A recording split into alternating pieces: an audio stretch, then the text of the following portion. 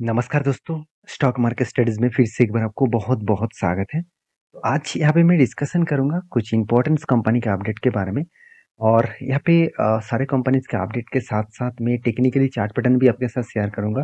तो प्लीज़ इस वीडियो को लास्ट तक देखिए, बहुत सारा इन्फॉर्मेशन आपको मिलेगा। तो मेरे चैनल को सबसे पहले सब्सक्राइब ज़रूर करके रखिएगा क्योंकि आपको कंटिन्यूअसली अपडेट इसी चैनल के माध्यम से मिलते रहेंगे। तो चलो देख लेते हैं एक-एक करके सारे डिटेल्स के बारे में। सबसे पहले मैं डिस्कशन करूँगा कैम्स के बारे में। देखिए कैम्स के बारे में मैं जितनी चर्चा करूँ उतना कम मुझे लगता है क्योंकि कैम्स एक ऐसी कंपनी है जिसका फ्यूचर में मल्टी बिगर रिटर्न देने का कैपेबिलिटी रखते हैं। आज कंपनी का मार्केट कैप कितना है? 11,500 करोड़ और मैं ऑब्वियसली इस कंपनी के ऊपर 50,000 करोड़ का टारगेट लेकर चल रहा हूँ। 50,000 करोड़ का टारगेट मतलब 50,000 करोड़ का मार्केट कैप का टारगेट। ऐसे नहीं कि कंपनी के ऊपर 50,000 का टारगेट। देखिए 50,000 प्राइस जाएगा कि नहीं जाएगा वो अलग बात है। क्योंकि उससे पहले कंपनी स्प्लिट बोनस दे देंगे वो अलग चीज़ है। देखिए एक्चुअली कंपनी का मार्केट कैप मैं 50,000 करोड़ तक लेकर चल रहा हूँ क्योंकि इस बेसिस में लेके चल रहा हूँ। हाँ, इसके लिए शायद 10 साल भी लगे कोई बात नहीं क्योंकि कंपनी के जो बिजनेस मॉडल्स है वो बहुत स्ट्रांग है। आप सोचिए आज इंडिया में 2.5% के आसपास स्टॉक मार्केट में निवेश करते हैं और यूएस में जहाँ पे 55% लोग स्टॉक मार्केट में निवेश करते हैं। तो दोनों में अंतर कितना है आप देख सकते हैं। तो जब इंडिया का पर कैपिटल इनकम बढ़ रहा है, इकोनॉमिकली ग्रोथ हो रहा है और upcoming 10 years 10 to 20 years India के लिए ही है, मतलब इंडिया इकोनॉमिकली बहुत स्ट्रांग बनेगा तो ग्रोथ होगा। तो उस बेसिस में लोगों के हाथ में पैसा आएगा तो लोग इन्वेस्ट करेंगे, चाहे वो स्टॉक मार्केट में हो चाहे वो म्यूचुअल फंड में हो। तो म्यूचुअल फंड में भी निवेश करेंगे तो डायरेक्टली फायदा किसको मिलेगा? कैम्स को। क्यों? क्योंकि एक म्यूचुअल फंड के ट्रांसफर एजेंसी है। म्यूचुअल फंड ट्रांसफर एजेंसी है, मतलब जितने सारे हम म्यूचुअल फंड करते हैं उसका जो फंड है उस फंड को ट्रांसफर करने का काम यही करते हैं। तो ये अगर ट्रांसफर नहीं करेंगे तो आपको म्यूचुअल फंड विथड्रॉ नहीं होगा। तो ये बात आपको समझना पड़ेगा। तो मैं कैम्स के ऊपर बुलिश इसीलिए हूँ क्योंकि कंपनी का परफॉर्मेंस भी बहुत शानदार है। आरओसी आरओई बेस्ड है, जीरो डेप कंपनी है। हाथ में एनुअल इनकम भी अच्छा खासा है, हाथ में कैश भी अच्छा खासा है। साथ ही साथ कंपनी के एक डेटा दिखा तो और भी आपको इस कंपनी के ऊपर भरोसा जगेगा। वो क्या है? देखिए quarterly end of asset just above Indian rupees 28 lakh crore. तो क्वार्टर 4 में देखिए कंपनी ने किस 1% एसेट का ग्रोथ किया। तो ऑब्वियसली धीरे धीरे करके कंपनी का ग्रोथ हो रहा है, ये भी अच्छी बात है। उसके बाद दूसरी बात जो मुझे सबसे जो बेस्ट लगा, देखिए growing 71% share in industries collections through the new offering of various areas. तो कंपनी अच्छा खासा खुद का बिजनेस को ग्रोथ कर रहा है और 71% का ग्रोथ हुआ है। तो सोचिए कितना बड़ा ग्रोथ कंपनी ने यहाँ पे करके दिखाया। साथ ही साथ देखिए स्ट्रॉन्ग अंडर जो एक्चुअली कंपनी का जो अंडरपाइनिंग जो डीमोनिस्ट्रेट जो है एसआईपी के ऊपर, वो भी कलेक्शन बहुत शानदार कंपनी ने इस बार किया है। और कंपनी ये भी बता रही है कि leading to expanded market share. तो कंपनी खुद का जो मार्केट शेयर है उसको एक्सपेंड भी करने वाला है। तो कंपनी एनुअली जो इनकम है आप देखें, market share based on quarterly AUM, तो एनुअल जो मतलब एनुअली जो मेंटेनेंस जो आपको दिखा जाता है इस 68% growth over 30 trillion on in equity AUM. तो इसका मतलब किस तरीके से ग्रोथ होने वाला है, ये सारे पॉइंट्स देखकर आपको यही लगेगा कि कंपनी में किस बेसिस में ग्रोथ होने वाला है। तो मैं इस कंपनी के ऊपर बुलिश हूँ क्योंकि देखिए एफआईएस ने पहले से ही माल उठाना स्टार्ट कर दिया। पहले तो देखिए कोविड के टाइम में कंपनी के ऊपर ना के बराबर होल्डिंग्स था। उसके बाद जब एफआईएस को पता चला कि हाँ इस कंपनी में धीरे धीरे करके ग्रोथ होने वाला है क्योंकि इंडियन इकोनॉमी ग्रोथ हो रहा है, तो हर किसी व्यक्ति स्टॉक मार्केट में और म्यूचुअल फंड में निवेश करेंगे। तो इसलिए पहले से ही देखिए उन्होंने 35% सबसे ज्यादा होल्डिंग्स उन्होंने अकेला लेके रखा। एफआईएस ने टोटली होल्डिंग्स लेके रखा। और एफआईएस कौन कौन है वो भी आप देख सकते हैं। स्मॉल कैप वर्ल्ड फंड, साथ ही साथ आप देखेंगे तो और भी देखिए बड़ी बड़े से बढ़िया गोल्डमैन जो सैच है, कितनी बढ़िया कंपनी है।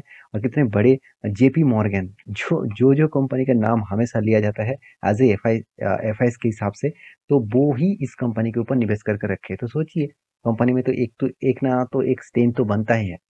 तो मेरे हिसाब से इस कंपनी के ऊपर फोकस रखिए। और रही बात चार्ट पैटर्न की, तो मैंने आपको कुछ ट्रेड मेंशन किया था, वो ट्रेड अभी तक अचीव नहीं हुआ क्योंकि यहाँ पे देखिए कुछ शोल्डर बना 2 बार, उसके बाद एक बिग हेड बना, उसके बाद शोल्डर बना। तो मैंने आपको क्या बताया था कि जब कोई कंप्लीट होता है शोल्डर तो उसके बाद कोई भी ग्रीन कैंडल दिखना चाहिए और ग्रीन कैंडल के ऊपर कोई ग्रीन कैंडल क्लोजिंग होना चाहिए और वो भी अप टेन में होना चाहिए। ऐसे नहीं कि डाउन साइड में। देखिए इस तरीके से अगर कोई भी पैटर्न बन रहा है इसका मतलब सोचिए यहाँ पे बायर से कई गुना ज्यादा सेलर एक्टिव है। हाँ, आप कह सकते हैं मार्केट में करेक्शन है तो इसलिए यहाँ पे करेक्शन हुआ है, ये बात भी सही है। तो मुझे सिर्फ एक ग्रीन कैंडल चाहिए। क्योंकि ग्रीन कैंडल इस कैंडल के ऊपर अगर क्लोजिंग दे दे तो मैं ऑब्वियसली वहां से एंट्री लूंगा और मेरा टारगेट रहेगा अराउंड अराउंड आप देख सकते हैं 14% के आसपास, जो इसका हाई है इस लेवल तक मेरा टारगेट रहेगा। तो आपका क्या राय है इसके ऊपर जरूर कमेंट्स करना। नेक्स्ट जो कंपनी जिसके बारे में आईडीएफसी फर्स्ट बैंक, मुझे 2 दिन पहले कुछ दोस्तों ने कमेंट किए थे कि सर आईडीएफसी फर्स्ट बैंक के बारे में आपका क्या राय है। देखिए मैं बैंक के ऊपर बहुत बुलिश हूँ, चाहे वो कुछ भी बैंक हो। आज मैं येस बैंक के ऊपर भी बुलिश हूँ, क्यों? क्योंकि येस बैंक का मैनेजमेंट चेंज हुआ और येस बैंक लगातार खुद को लॉसेस, कंपनी को प्रॉफिट में लेके आए। साथ ही साथ कंपनी धीरे धीरे करके खुद का एनपीए जो है, जो सबसे इंपॉर्टेंट है बैंकिंग के लिए, एनपीए का मतलब होता है non performing asset. Non performing asset क्या होता है मैं आपको बता दूं, इस कंपनी के एग्जांपल के हिसाब से दिखा दूं। देखिए मैं क्वार्टरली रिजल्ट आपको दिखा दूं। देखिए कंपनी इस बार क्वार्टरली क्या रिजल्ट किया, देखिए 4,900 करोड़ से डायरेक्टली बन चुका है कितना, 6,800 करोड़। तो कितना शानदार जम के आप देख सकते हैं। एक कंपनी इंटरेस्ट भी पेमेंट किया, एक्सपेंस को भी सब कुछ मेंटेन्स किए। उसके बाद देखिए कंपनी ने प्रॉफिट किस बेसिस में दिखाया। पिछले बार 450 करोड़ के आसपास प्रॉफिट था, इस बार 750 करोड़ के आसपास। एक्चुअली पूरा ओवरऑल में बात करूं तो 485 से 732, ये जो जर्नी है ये जर्नी बहुत स्ट्रॉन्ग जर्नी है। हाँ, आप यहाँ पे एक चीज आप देखेंगे, ध्यान से देखना इस चीज को। मैं आपको एक चीज में दिखा दूं, वो आपको यहाँ पे दिखेगा। देखिए कंपनीज के आरओई, आरओई किस तरीके से है, अभी भी वीकनेस में है। और आरओए मतलब रिटर्न ऑफ एसेट क्या है, रिटर्न ऑफ एसेट में भी वीकनेस है।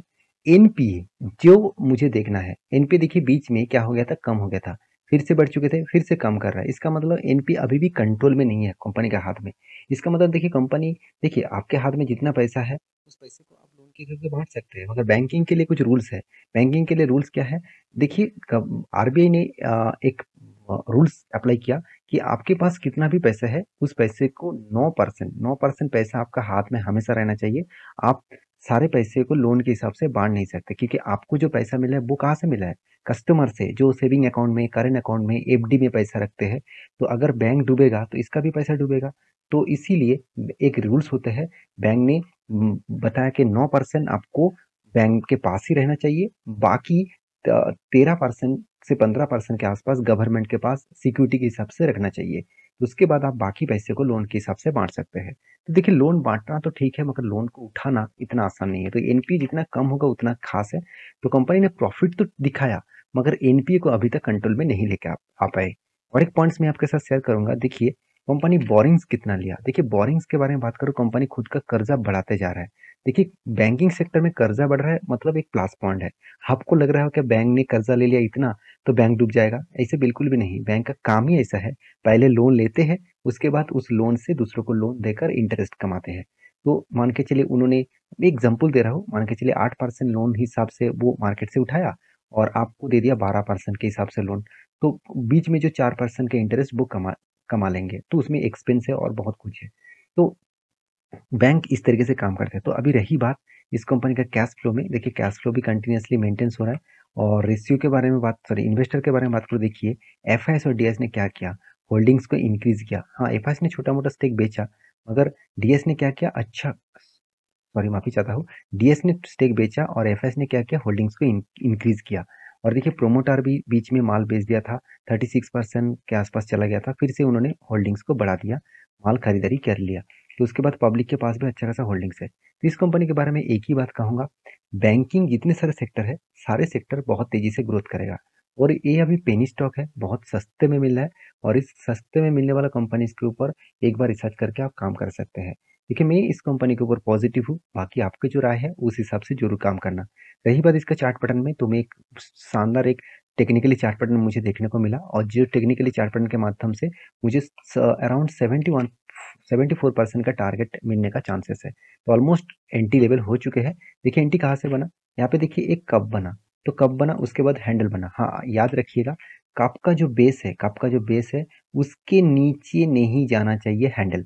अगर आपके नीचे अगर हैंडल चला जाता है तो वो प्रोसीड्योर फेलियर हो जाए, वो टेक्निकली चार्ट पैटर्न फेलियर है। तो देखिए यहाँ पे कप बना, उसके बाद एक हैंडल बना, और यहाँ पे देखिए शानदार तरीके से ब्रेकआउट दिया। अब थोड़ा सा मैं जूम करके आपको दिखा देता हूँ। देखिए ब्रेकआउट यहाँ पे दिया और इस कैंडल ने कंफर्मेशन कर दिया। उसके बाद देखिए कंपनी कंटिन्यूअसली ऊपर साइड में जा रहा है। देखिए आपको लग रहा है कि डायरेक्टली वो यहाँ तक जाएगा, ऐसे बिल्कुल भी नहीं, बहुत टाइम लगाएगा। बहुत टाइम लगकर काम करेगा। तो बैंकिंग सेक्टर में जिस तरीके से ग्रोथ हो रहा है, मेरे हिसाब से एक शानदार मोमेंटम दिखेगा। देखिए 2-3 दिन से बैंक लगातार गिरते जा रहा है, निफ्टी भी गिरते जा रहा है, फिर भी देखिए इस बैंक में कोई भी करेक्शन नहीं है। इसका मतलब इस कंपनी में टोटली अपटर्न है और मैंने तो एंटी पहले ही ले चुका हूँ। और मैंने अब आपको एक वीडियो बना के भी दिया था जब इस लेवल में एंट्री हुआ था। आप मेरे पुराना सब्सक्राइबर है तो आपको जरूर वो वीडियो दिखेगा और शायद आपको टेलीग्राम में भी दिखेगा, टेलीग्राम में जाकर चेकआउट कर सकते हैं। तो ये था सेकंड कंपनी। तो आपके क्या राय है इस कंपनी के ऊपर जरूर कमेंट करना। और हाँ, ये वीडियो टोटली एजुकेशन पर्पस में आपके साथ शेयर किया जा रहा है, कोई भी बाय एंड सेल का रिकमेंडेशन नहीं है। कल कल आकर मुझे प्लीज पूछना मत कि सर आपने यहाँ पे एंट्री लेने के लिए बोला, क्या मैं अभी एंट्री लूँ? ऐसे प्लीज मत करिए। आप सीखिए, सीख कर आपको खुद स्टडी करके आपको सब कुछ मिलेगा। और रही तो मैं आपको हमेशा सिखाता रहूंगा। तो एफएल इंडिया के बारे में बात करूँ तो एफएल इंडिया नेक्स्ट कंपनी है जिस कंपनी के बारे में मैं हमेशा एक स्ट्रॉन्ग फीलिंग्स देखता हूँ, क्योंकि एफएल इंडिया एक ऐसी कंपनी है, आईटी सेक्टर से बिलोंग करते हैं। जब पूरा आईटी सेक्टर गिर रहा था फिर भी इस कंपनी के ऊपर पॉजिटिविटी देखने को मिला। क्यों? क्योंकि कंपनी एड सेक्शन में काम करते हैं। जो हम मान के चले, इस आपने मेरे वीडियो देख रहे हैं उसके बीच बीच में ऐड आ रहा है, तो इस तरीके से ऐड प्रोग्राम्स के ऊपर कंपनी काम करते हैं। साथ ही साथ और भी बहुत सारे प्रोग्राम्स के ऊपर कंपनी काम करते हैं। तो कंपनी एक टोटली आईटी सेक्टर से बिलोंग करने वाला कंपनी है। कंपनी में दो चीज मैं आपको बता दूं, कंपनी में जो पोर्स है एंड कॉन्स है, पोर्स का मतलब है पॉजिटिव और कॉन्स का मतलब है कुछ वीकनेस, मतलब नेगेटिव। तो क्या है, कंपनी का डेप रिड्यूस हो चुके हैं, कंपनी ऑलमोस्ट डेप फ्री है। कंपनी का एक्सपेक्टेड जो गुड रिजल्ट है वो भी आपको देखने को मिलेगा। कंपनी में अच्छा खासा डिलीवरी ग्रोथ देखने को मिला, प्रॉफिट ग्रोथ 54% के आसपास, 5 साल में 54% के आसपास ग्रोथ देखने को मिला। कंपनी में आरओसी आरओई तो 24% के आसपास देखने को मिला है। और कुछ नेगेटिव पॉइंट्स क्या है, बुक वैल्यू के मतलब बुक वैल्यू के ऊपर कंपनी ट्रेड कर रहा है, 10 टाइम्स के ऊपर कंपनी ट्रेड कर रहा है। कोई बात नहीं, ज़्यादा से ज़्यादा कंपनी में वही चीज़ दिखेगा आपको। और साथ ही साथ कंपनी खुद का जो रिपोर्टिंग है, जो मतलब रेस्पेक्टेड जो रिपोर्टिंग है, company not paying to dividend, company dividend pay out नहीं कर रहा है। कंपनी का टैक्स रेट्स जो स्कीम है वो लो हो चुके हैं। साथ ही साथ प्रोमोटर का होल्डिंग भी देखिए 8.5% के आसपास प्रोमोटर ने होल्डिंग को डिक्लाइन किया। तो ये सारे पॉइंट यही मेजर करते हैं कि कंपनी में कुछ वीकनेस है, कुछ पॉजिटिविटी है। जो पॉइंट्स मुझे पॉजिटिविटी चाहिए था वो पॉइंट तो मुझे मिल गया। कुछ वीकनेस है, जो वीकनेस ज़्यादा से ज़्यादा कंपनीज के ऊपर आपको देखने को मिलेगा। अगर आप पी बुक वैल्यू के ऊपर ट्रेड देखेंगे तो रिलायंस भी बुक वैल्यू के ऊपर ट्रेड कर रहा है, टीसीएस भी कर रहा है और इन्फोसिस भी कर रहे हैं। तो क्या वो कंपनी खराब है? ऐसे बिल्कुल भी नहीं ना।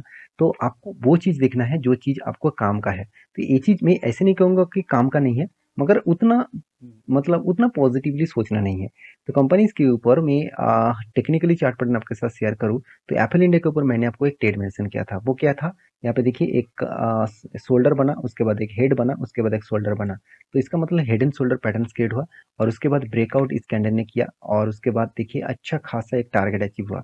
अच्छा खासा का मतलब क्या है, कंपनी 14% टारगेट दिया और वो भी कितने दिनों में? अगर बाइंग एंट्री से मैं अगर टारगेट एंट्री तक देखूँ तो करीबन 48 डेज में, मतलब 2.5 मंथ में कंपनी आपको टारगेट अचीव, सॉरी 1.5 मंथ में कंपनी आपको टारगेट अचीव कर चुके हैं। तो इससे बढ़िया चीज क्या हो सकते हैं, आपको 1.5 से 2 मंथ के अंदर अंदर आपको 14% से रिटर्न मिला। तो इससे बढ़िया चीज और कुछ हो नहीं सकता मेरे हिसाब से। बाकी देखिए, आप अलग जैसे सोचते हैं, आपका थिंकिंग अलग हो सकता है, तो आप उस बेसिस में जरूर काम करिए।